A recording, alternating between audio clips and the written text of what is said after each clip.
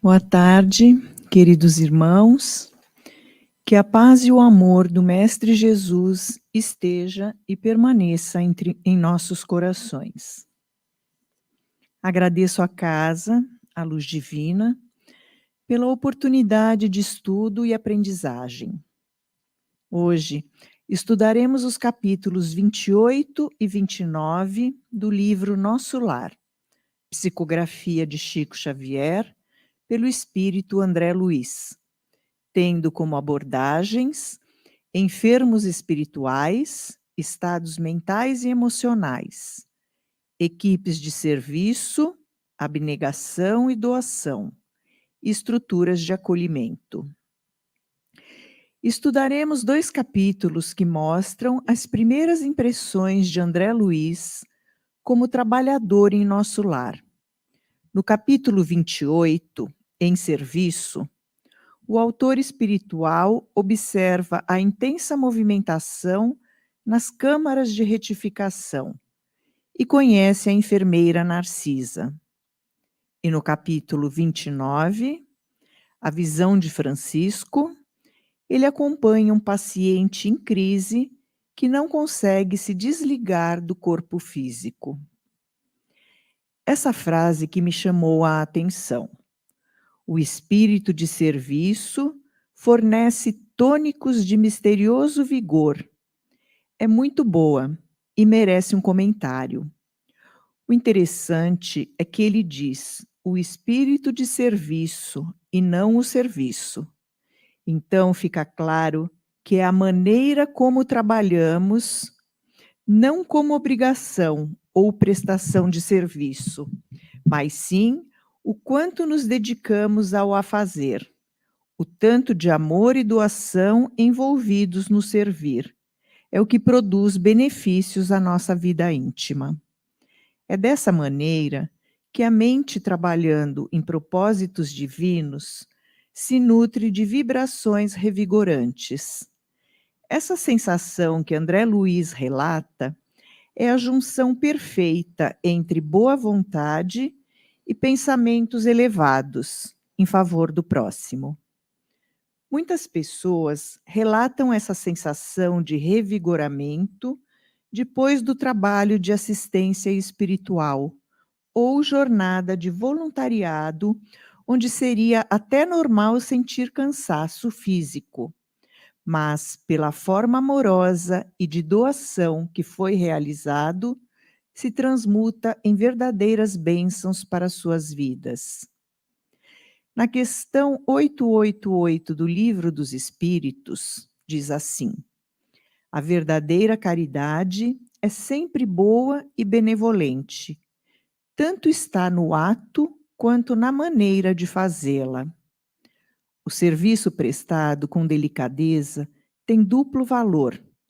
O serviço feito com arrogância pode até ser aceito por necessidade, mas o coração mal será tocado.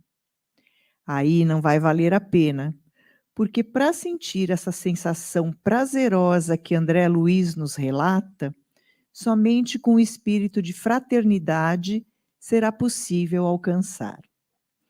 E agora temos Narcisa e Tobias em um momento de emergência, tendo de tomar decisões para solucionar o problema da chegada de tantos espíritos com necessidades especiais. E Tobias chama a atenção para o desfalque de espíritos auxiliares, visto que muitos deles foram enviados à esfera terrestre, onde nesse momento acontece a Segunda Guerra Mundial.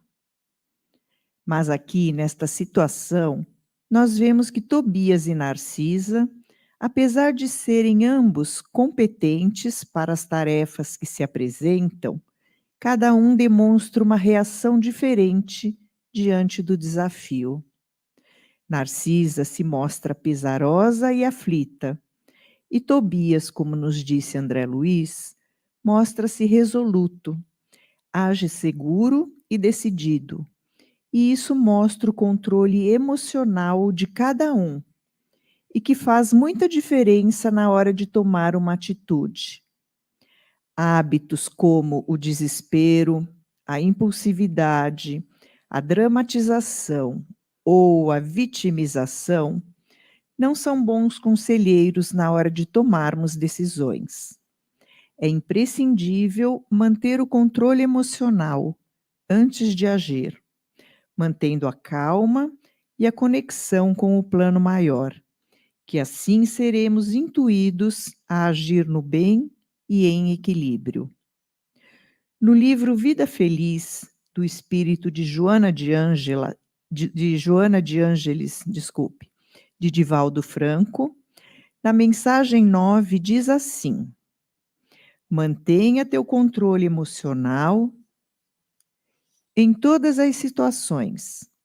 Sistema nervoso alterado, vida em desalinho. Se as dificuldades ameaçarem seu equilíbrio, utiliza-te da oração. A prece é medicamento eficaz para todas as doenças da alma. A prece é sempre a melhor conselheira. O sentimento de André Luiz, servir pelo prazer de servir, pelo desejo de ser útil, sem pensar nas recompensas, esse é o verdadeiro espírito de serviço, aquele que Jesus espera de nós. No Evangelho segundo o Espiritismo, no capítulo 20, item 5, o Espírito da Verdade diz: felizes serão os que tiverem trabalhado no campo do Senhor, com desinteresse e sem outro objetivo, senão a caridade. Seus dias de trabalho serão pagos 100 vezes mais do que tiverem esperar. As recompensas celestes são para os que não tenham buscado as recompensas da terra.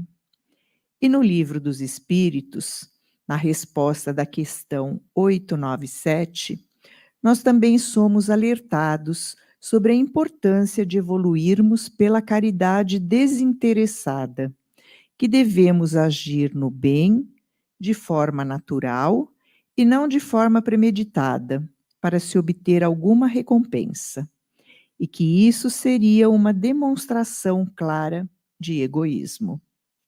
Para nós aqui na Terra, não é muito fácil pensar assim. Vivemos no mundo do toma lá dá cá, onde a maioria das pessoas tem uma segunda intenção. E até quando a gente faz alguma coisa de graça, de coração aberto, sem pedir nada em troca, os outros ficam desconfiados. O que será que ela está querendo? Esse nosso mundo é muito esquisito mesmo. O que deveria ser o normal é visto com estranheza e desconfiança. Nós vimos aqui que a Narcisa estava preparando seu plano reencarnatório e pediu para reencarnar junto a espíritos queridos, o que para ela parecia uma coisa simples, mas vejam só a resposta que ela teve da ministra, que seria possível, mas ela teria que trabalhar por mais 10 anos consecutivos para conseguir para corrigir desequilíbrios do sentimento. Poxa, 10 anos. No primeiro momento, ela achou muito trabalho, mas acabou concordando, e durante o trabalho, o convívio com aqueles necessitados, ela compreendeu que mais que um bem que ela pudesse estar fazendo, um serviço que ela pudesse estar prestando, aquele tempo era para ela mesma, para ela desenvolver e amadurecer o seu espírito. E daí, pensando na nossa vida, a gente consegue compreender que tem um propósito maior para tudo. Às vezes, ficamos angustiados com o tempo, que as coisas não acontecem como a gente gostaria. E mais tarde, quando estamos mais amadurecidos, vamos entender que aquele tempo era necessário para o nosso crescimento, para a nossa evolução. E um detalhe importante: ela não passou esses 10 anos sentada vendo o tempo passar. Ela passou trabalhando, sendo útil, com humildade e sem se revoltar ou reclamar. Então, aí, mais uma dica deles de como nós devemos agir nos nossos tempos de espera. Aqui, temos a representação de uma situação muito comum de qualquer mãe aqui da Terra, que, preocupada com a falta de notícias do filho, faz ali um contato telefônico e com Dona Laura não foi diferente. Ela procura o amigo André Luiz, preocupada, talvez com seu estado emocional, vibratório, mas de qualquer maneira, essa demonstração de afeto fez muito bem a ele. Mas aproveitando o contato, Dona Laura disse mais uma vez uma frase de muito impacto a André Luiz: apaixone-se pelo seu trabalho, embriague-se de serviço útil. Interessante, porque é um conselho inverso. Ela não diz procure um trabalho que você gosta para se realizar, mas sim realize-se no trabalho que se apresentar. Doe-se, seja útil onde for chamado, porque desse movimento pode surgir experiências muito ricas, muito gratificantes e aflorar dons que jamais imaginávamos possuir. É aquela famosa frase do capítulo 26. Quando o servidor está pronto, o serviço aparece. Ou seja, é o movimento contrário, que nem sempre damos atenção e acabamos perdendo grandes oportunidades de crescimento espiritual. E o que me chamou bastante atenção também foi a frase de Dona Laura, que veio a seguir: lembre-se, porém, que essa casa também lhe pertence. Ao meu ver, acho que Dona Laura faz um alerta a André Luiz. Apesar de toda a dedicação ao trabalho, é importante que ele respeite seus limites, que concilie trabalho, família, lazer, lembrando que ele é um espírito que ainda necessita de equilíbrio e pode contar com essa família amorosa, e é sempre bom saber que temos para onde voltar. Mais uma vez, um capítulo muito rico, cheio de ensinamentos. Nós vimos esse espírito Francisco em desequilíbrio, perdido, com medo. E as palavras da Narcisa vêm nos dar mais uma lição importante. É necessário expelir a substância azeda. E o que seria essa substância azeda? Nossos defeitos, maus sentimentos, maus pensamentos, o apego. E nós todos precisamos nos limpar dessas imperfeições. E o mais importante que ela diz é: eu vou te ajudar, mas o trabalho mais intenso cabe a você mesmo. Tem uma citação de um autor desconhecido que vocês já devem ter ouvido e que traduz isso que estamos falando agora. É assim: conversando com Deus, pedi força e vigor. Deus me mandou dificuldades para me fazer forte. Pedi sabedoria. Deus me deu problemas para resolver. Pedi prosperidade. Deus me deu energia e cérebro para trabalhar. Pedi amor. Deus me mandou pessoas com problemas para eu ajudar. Pedi favores. Deus me deu oportunidades. Não recebi nada que eu queria, mas recebi tudo que eu precisava. Minhas preces foram atendidas. É como eu sempre digo aqui: a maçaneta está dentro de nós. Nós é que precisamos abrir as nossas portas.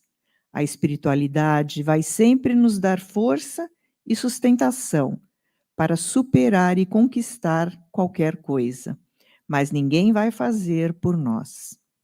O esforço tem que ser nosso. Agora vamos falar sobre o que ele chamou aqui de aplicação de fluidos salutares, operação magnética, e que nós espíritas bem conhecemos como os passes. Segundo o site da Federação Espírita Brasileira, O passe é usualmente transmitido pelas mãos, mas também pode ser feito pelo olhar, pelo sopro ou à distância, por intermédio das irradiações mentais. No Livro dos Médiuns, no capítulo 23, item 251, Kardec diz que, às vezes, o que falta ao assistido é força fluídica suficiente e, nesse caso, a ação magnética de um bom magnetizador lhe pode ser de grande proveito. E foi o que nós vimos aqui no caso de Francisco. Nós sabemos que o passe é um socorro fluídico muito bom, que ajuda a reequilibrar a parte orgânica, psíquica e perispiritual. Ajuda a aliviar dores e sensações desagradáveis. Mas o resultado depende também da receptividade do assistido, ou seja, a pessoa precisa querer e estar aberto para receber esses fluidos. Gostaria de destacar que eles falam que o bem e o mal são contagiantes. E é verdade, quando estamos perto de pessoas que têm os fluidos mais pesados, parece que ficamos mais tensos e pesados também. Da mesma forma que nos sentimos muito bem quando estamos próximos de pessoas alegres, otimistas, dedicadas ao bem. De alguma forma, somos contagiados por ela também. Muito tenso e um pouco assustador, descobrimos aqui que o monstro que Francisco via era seu próprio cadáver. Segundo a Narcisa, ele morreu em um acidente e não aceitou a morte. Tentava levantar o corpo físico e ficou tanto tempo nessa angústia que viu o corpo começar a se decompor. Allan Kardec, no seu comentário, após a questão 155 do Livro dos Espíritos, explica que no desencarne, a separação entre o corpo físico e o perispírito não se dá subitamente. É um processo gradual, com uma lentidão que varia de indivíduo para indivíduo. Para alguns, é muito rápido e chega a coincidir com o momento da morte. E noutros, cuja vida foi toda material e sensual, é muito mais demorado, podendo durar dias, semanas e até meses. Kardec continua dizendo que as atividades intelectuais e morais, junto com o pensamento elevado, operam um começo de desprendimento, mesmo quando o espírito ainda está encarnado. Olha que interessante. Eu sei que é um pouco estranho e desconfortável para nós saber sobre essa situação que o Francisco passou, mas, ao mesmo tempo, nos dá a oportunidade de começar esse desapego desde já, para evitar o sofrimento. Esse conhecimento da vida no mundo espiritual permite que a gente possa se preparar, só depende de nós mesmos. Aqui, nós vemos um grande exercício do amor. O pai de Francisco, um espírito elevado, desce nessa esfera, abaixo de nosso lar, para auxiliar o filho em sofrimento. Estranhei que ele precisar disfarçar um pouco as emoções, enquanto estava na frente do ministro Pádua. Acho que ele tinha seus motivos, mas assim que o ministro se retirou, ele ajoelha-se diante de Francisco, pedindo até perdão a Narcisa, pelo gesto humano, e assim nessa posição, muito emocionado, faz ali uma emanação fluídica ao filho. Mas como Narcisa diz, deixei-os a sós e não sei o que se passou entre ambos. Eu fiquei pensando que aqui eles foram apresentados como pai e filho, na última encarnação, mas não sabemos qual foi a relação deles por toda a existência. E nesse ato de ajoelhar-se, pode ser até que o pai estivesse pedindo perdão a ele. Não sabemos o que aconteceu ali.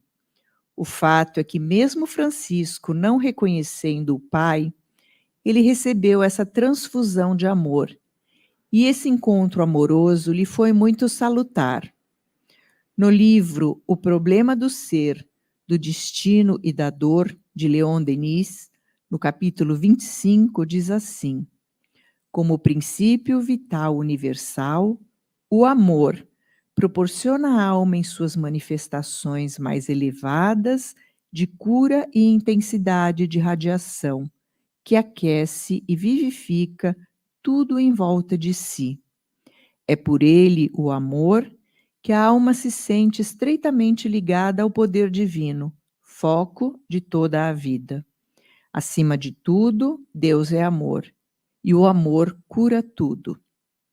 A Narcisa resume aqui neste final todo o capítulo mostrando que todo o sofrimento de Francisco nasceu da sua própria autoobsessão, ou seja, das suas criações mentais que o aprisionavam nesse tormento vicioso.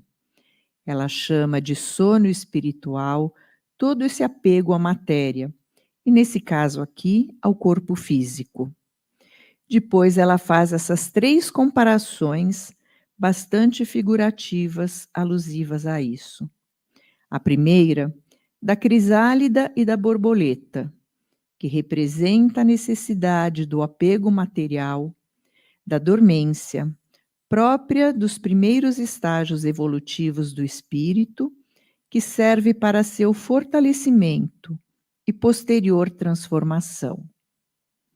A segunda comparação é sobre a semente do carvalho que um dia será uma árvore gigante, mostrando toda a potencialidade latente do espírito, que um dia será pleno. E a terceira comparação é a da flor, que mesmo depois de morta, o seu perfume ainda vive, mostrando que mesmo após a morte do corpo físico, o espírito prossegue em sua evolução. E voltando à frase que deu origem a essas comparações, onde Narcisa diz a André Luiz: devemos nos preocupar, mas não nos ferir. Eu penso que a mensagem dela para ele é: apesar de termos o propósito de auxiliar e contribuir para que os irmãos em sofrimento possam despertar para o progresso moral, o importante é respeitarmos a livre escolha do assistido e também o tempo necessário para o seu amadurecimento, porque nessa caminhada evolutiva todos chegaremos lá.